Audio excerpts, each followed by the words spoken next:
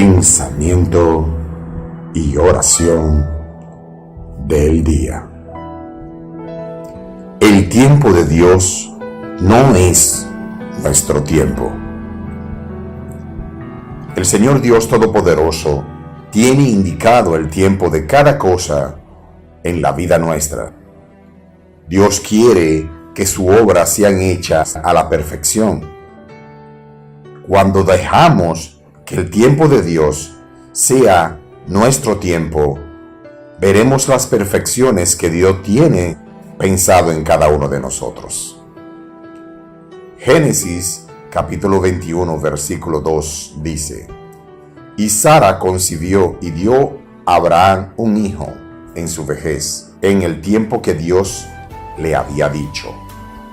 Importante es que ya Dios nos dice que si tomamos el tiempo exacto de Él, llegarán todas las grandes bendiciones que Él tiene pautada para nuestras vidas.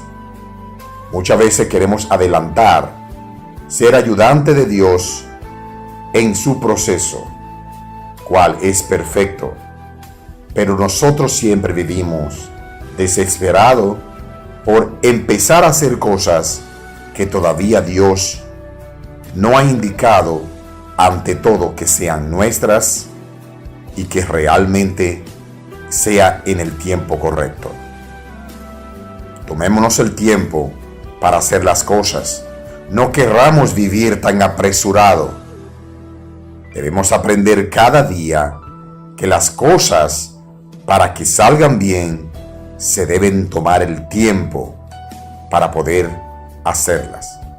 Dios tiene la capacidad de hacer las cosas al instante, pero mayoría de veces quiere que aprendamos por medio del tiempo a saber valorar lo que en algún momento Él pondrá en nuestras manos, y podremos entonces darnos cuenta de que es un regalo maravilloso que Él nos da y el cual nosotros debemos aprender a valorar. Por eso, démosles el tiempo a Dios para que las cosas sucedan en su tiempo. Oremos.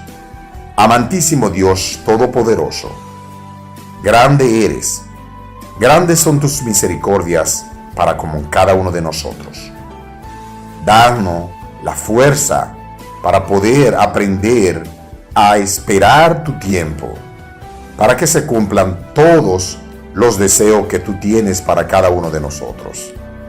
No vivamos apurado, esperando quererlo tener todo y no estar preparado para hacer lo que creemos que podemos hacer y que a la final no es el tiempo tuyo.